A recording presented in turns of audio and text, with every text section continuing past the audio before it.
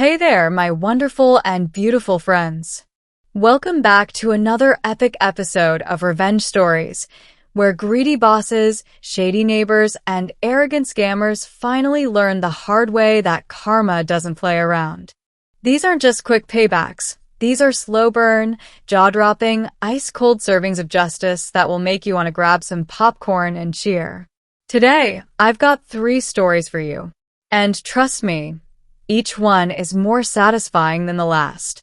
From a parking lot frozen solid, to an entire company crumbling because of one clever employee, and finally, a scammer who thought he was smart until karma billed him $15,000. So sit tight, buckle up, and let's get started. Story 1. The Frozen Parking Lot. Picture this: Chicago suburbs 20 years ago. My family owned 2 modest apartment buildings, 3 units each. We lived in 2 of them ourselves, renting out the other 4. Nothing fancy, but we did have something most of our neighbors didn't: a big piece of land. Enough space for around 16 cars. Now, if you've ever lived in a crowded neighborhood, you know parking is like gold.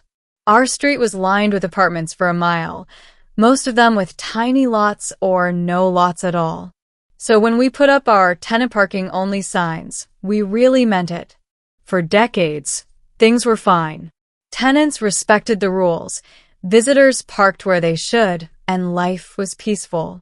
Until one day, strange cars started showing up.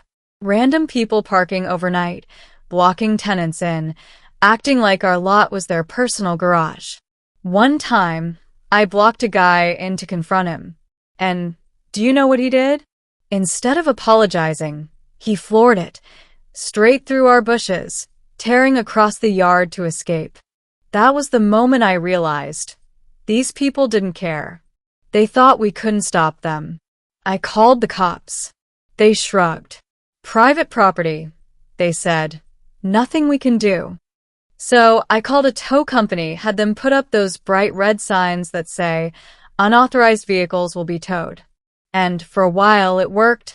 People got scared and stayed away. But then came New Year's Eve. Oh, friends, you're going to love this. I got home late that night, tired, just wanting to relax. And what do I see? Every single spot filled. Cars crammed in, even blocking others. Strangers' cars everywhere. I was furious. I called the tow company, but they told me it'd be hours before they could come. It was freezing cold outside, below 0. And that's when my evil little idea was born. I pulled out hoses and sprinklers, ran one inside to the laundry room so it wouldn't freeze, and hooked it up to the hot water faucet. Then, for the next 5 hours, yes, 5, I moved sprinklers around, spraying every single car. I made sure no detail was spared. Locks, grills, window seals, everything. Slowly but surely, each car was sealed in a glittering coffin of ice. The entire lot looked like a frozen sculpture garden. For in the morning, bang, bang, bang on the doors. Ding dong, doorbells going crazy. We didn't rush. Instead, we called the police. When they showed up, they couldn't stop laughing. Dozens of partygoers shivering, screaming, their cars frozen solid. And here's the best part. Every single one of those cars belonged to guests of the very same neighbor who once drove through our bushes. The cops ticketed them all. Then they had them towed, because let's be real, nobody was getting inside those ice cubes anytime soon. Imagine it. You stumble out of a party at 3 a.m., tipsy, freezing, ready to go home, only to find your car entombed in ice and being hauled away. Revenge served cold? Nah. Revenge served frozen. Story 2. Outwitting the boss. Let's rewind about 12 years ago. I was working for a company that did children's and family studio portraits. Nothing glamorous, just quick session setup in chain stores. The company had 3 roles: the pre-seller who booked the sessions, the photographer who shot them, and the salesperson who came back later to upsell. Now, this company had one rule: quantity over quality. They didn't care if your photos looked amazing. All they wanted was for you to shoot 50 customers a day, even if every session was rushed and chaotic. But that wasn't how I worked. I loved photography. I wanted families to have something beautiful to take home. So instead of rushing, I took my time.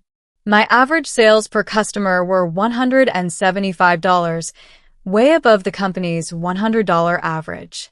I was making them more money than most photographers. But because I didn't hit their volume quota, they punished me. They held back my raises. They withheld bonuses.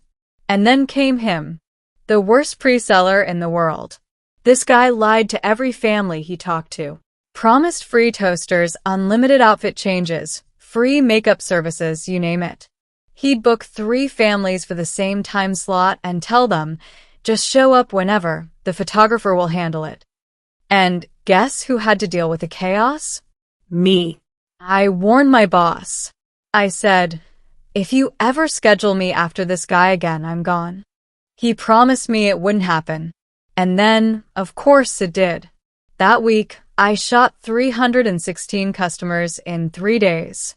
People lined up before the stores even opened. One threw a shoe at me. Another spit on my food. Security had to stand guard. By the end, I was done. My boss told me I had to fly to Florida for another shoot. I said no. I quit. But before leaving, I had one last trick. I packed up all the company's equipment, cameras, lights, props, and rented a climate-controlled storage unit using their company credit card. I inventoried everything, photographed it, and mailed the keys and the I quit sign to my boss. Oh, and I reported the card stolen, so autopay wouldn't cover the storage rent. He ignored it.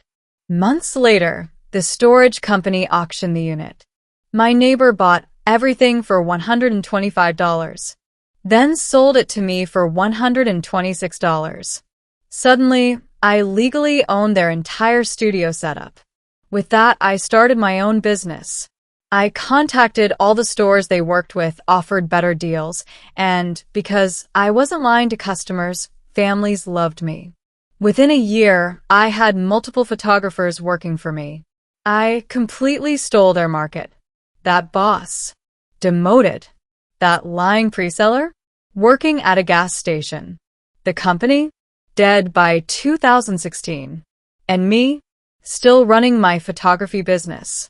Friends, revenge never looked so good through a camera lens.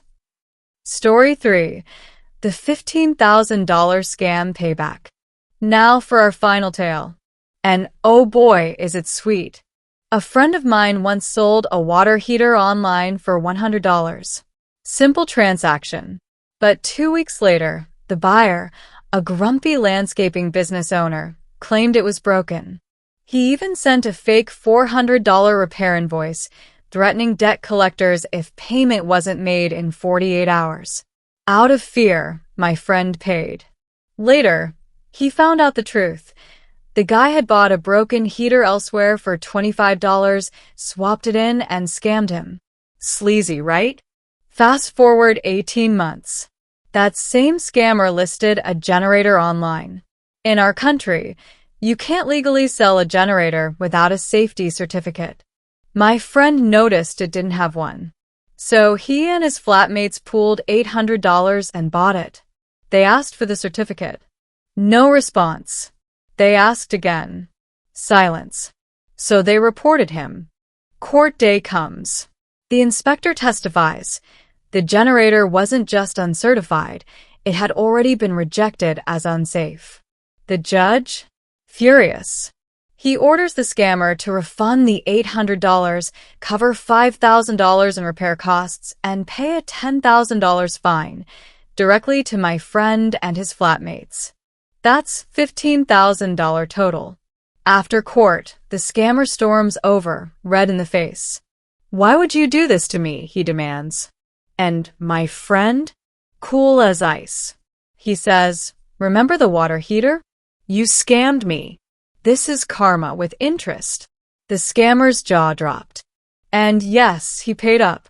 My friend and his flatmates split the $10,000, repaired the generator, sold it for $1,000, and then went out for a fancy night on the town.